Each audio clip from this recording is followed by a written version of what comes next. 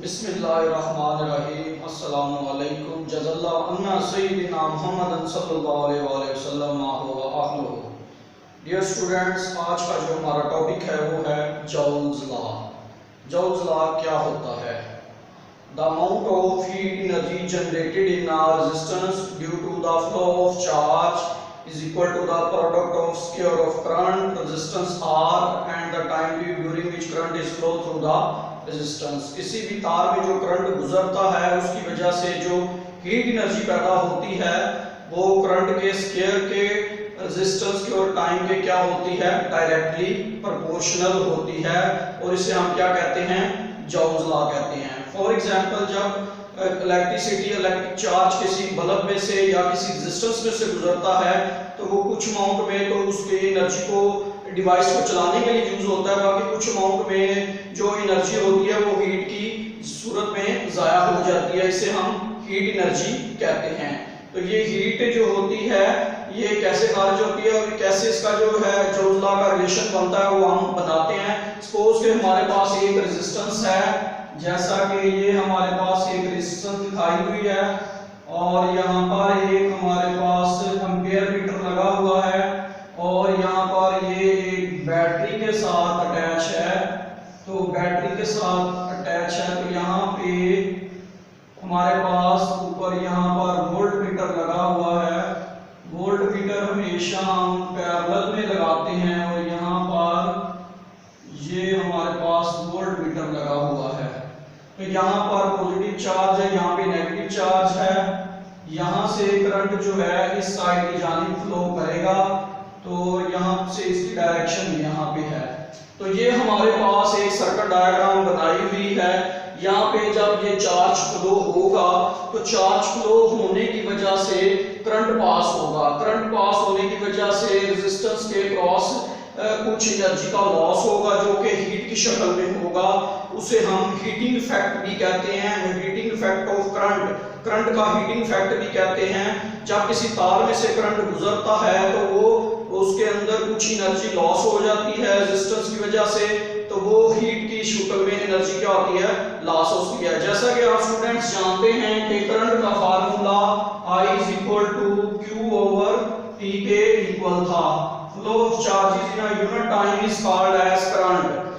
Unit time में जितना भी चार्ज किसी कंडक्टर में फ्लो करता है उसे हम क्या कहते हैं, इलेक्ट्रिक करंट कहते हैं। इसके अलावा आप जानते हैं कि इलेक्ट्रिक पोटेंशियल क्या होता है। इलेक्ट्रिक पोटेंशियल जो होता है work done per unit charge होता है। चार्ज को एक जगह से दूसरी जगह पर मूव करवाने के लिए जितनी भी एनर्जी देनी पड़ती है वो उसका इलेक्ट्रिक पोटेंशियल कहलाता है।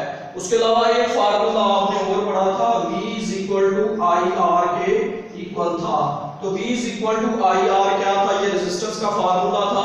When current is passed through the wire, the force which opposes the flow of current, ऐसी फोर्स जो करंट के बहाव में रुकावट बनती है उसे हम क्या कहते हैं, रेजिस्टेंस कहते हैं। स्टूडेंट्स, आपने देखा होगा कि अक्सर आप मोबाइल चार्जिंग पे लगाते हैं तो घंटे 2 घंटे बाद चार्जर काफी गर्म हो जाता है।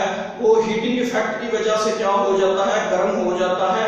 इसी तरह आपने एसी के अडाप्टर वगैरह भी देखे होंगे, 2-3 घंटे चलने के बाद काफी हीट अप हो जाती है। लैपटॉप का चार्जर भी 2-3 घंटे चार्ज करें तो काफी हीट अप हो जाता है। तो हीट जो होती है इलेक्ट्रिसिटी वर्क तो करवाती है और उसके साथ साथ हीट की शक्ल में एनर्जी का क्या होता है, लॉस होता है। तो अब हम इसकी इक्वेशन को प्रूव करने के लिए स्टूडेंट सबसे पहले हम जानते हैं कि इलेक्ट्रिक पोटेंशियल क्या होता है। आप जानते हैं कि electric potential is equal to work done per unit charge के इक्वल होता है।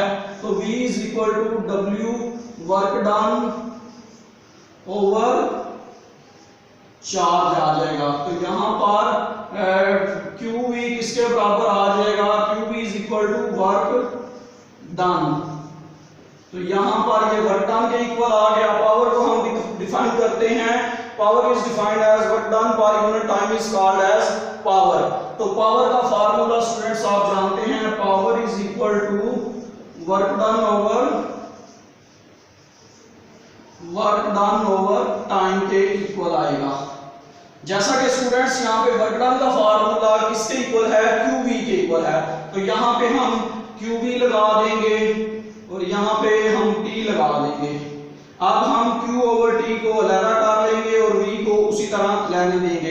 अब ये आप स्टूडेंट्स जानते हैं कि Q ओवर T क्या होता है, rate of flow of charges is called as current. I is equal to Q over T। तो यहाँ पर I किसके बराबर आ गया, Q ओवर T के बराबर आ गया। तो यहाँ पे फार्मूला बन जाएगा Q over T is equal to I और ये क्या बन जाएगा P। तो ये यहाँ पर एक पावर का फार्मूला आ गया P is equal to VI।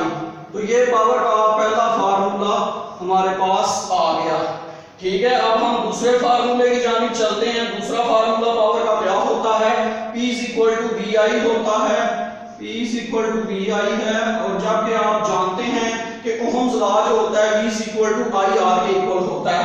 तो यहाँ पर हम V is equal to IR put कर देंगे इक्वेशन के अंदर। तो यहाँ पर जब हम V की जगह पे IR पुट करेंगे तो रिलेशन क्या बनेगा, तो P is equal to V की जगह पे IR और मल्टीप्लाई क्या आ जाएगा, I आ जाएगा। तो जब I से मल्टीप्लाई होगा तो क्या होगा, I स्क्वायर हो जाएगा ना, तो इसके बाद I स्क्वायर R। तो यहाँ पर एक पावर का फार्मूला क्या आ गया, I स्क्वायर R। तो यहाँ पर दो फार्मूले हमने पावर के पहले प्रूव किए, power is equal to VI आ गया, power is equal to V I square R। तो ये था हमारा रिलेशन। अभी हम आगे चलेंगे अगला रिलेशन को प्रूव करने के लिए हीटिंग इफेक्ट का रिलेशन हमें प्रूव करना है। तो यहाँ पर ये हमारे पास पावर का फार्मूला आ गया और जैसा कि स्टूडेंट्स आप ये भी जानते हैं कि power is equal to energy over time होता है। तो पावर किसके इक्वल है, power is equal to energy over time के इक्वल होता है। तो यहाँ पे T आ जाएगा, तो एनर्जी किसके बराबर आ गई, एनर्जी बराबर आ गई पावर मल्टीप्लाई बाय टाइम। तो ये P ज़रब T के इक्वल आ जाएगा। ये एनर्जी हमारे पास क्या आई, power is equal to energy over time. तो energy equal to power multiply by time, तो P मल्टीप्लाई बाय 2, T किसके इक्वल आ गया, एनर्जी के बराबर आ गया। यहाँ से आप P की कीमत पुट करेंगे, P की कीमत हमारे पास क्या है, VI है। तो यहाँ पर हमारे पास VI आ जाएगा और साथ मल्टीप्लाई क्या हो जाएगा, T के साथ मल्टीप्लाई हो जाएगा। यहाँ पे एनर्जी का एक फार्मूला क्या आ गया, VIT आ गया। अब यहाँ पे एनर्जी का एक फार्मूला ये आया है। अब लास्ट फार्मूला हम देखते हैं कि जो हमारे पास जोन्स लॉ का बनेगा उसके लिए हमारे पास energy is equal to P। Energy हमारे पास किसके इक्वल है, एनर्जी हमारे पास इक्वल आ गई VIT के इक्वल आ गई। ये देखिए ना, ये VIT आ गया। तो ये एनर्जी VIT, ये V जो है पोटेंशियल डिफरेंस, I करंट है, T टाइम है। तो यहाँ पर आप स्टूडेंट्स जानते हैं कि V is equal to IR के इक्वल होता है। I जो है करंट है, R क्या है, रेजिस्टेंस है। तो फिर यहाँ पर हम क्या करेंगे, I का V की जगह पे IR इस इक्वेशन में पुट कर देंगे। तो यहाँ पर एनर्जी किसके बराबर आ जाएगी, एनर्जी बराबर आ जाएगा IR multiply by I multiply by T। I को I से मल्टीप्लाई करेंगे, I square R into T के इक्वल आ जाएगा। तो यहाँ पर जो हमारे पास फाइनल रिलेशन बना है वो हमारे पास P is equal to energy is equal to, हमारे पास एनर्जी किसके इक्वल आ गई, एनर्जी इसके इक्वल आ गई, एनर्जी इक्वल आ गई I square R multiply by T। तो यही जोन्स लॉ का फार्मूला था। आपको पता है कि ये एनर्जी जो है हीट की शक्ल में खारिज होगी जब भी किसी रेजिस्टेंस में से करंट बहेगा, किसी भी जो है अप्लायंस में से करंट बहेगा, तो H किसके बराबर आ जाएगा, H बराबर आ जाएगा I square R multiply by T। तो ये हमारे पास जोन्स लॉ का फार्मूला है जो हमने प्रूव कर लिया, जिससे हमें ये साबित हुआ the amount of heat generated in a resistance due to the flow of charges is equal to the product of square of current. Amount of heat generate जो हो रही है किसी भी रेजिस्टेंस में वो करंट के स्क्वायर के डायरेक्टली प्रोपोर्शनल है, रेजिस्टेंस के डायरेक्टली प्रोपोर्शनल है और टाइम के डायरेक्टली प्रोपोर्शनल है। तो यहाँ पर ये हमारे पास जो फार्मूला आया है ये जोन्स लॉ है।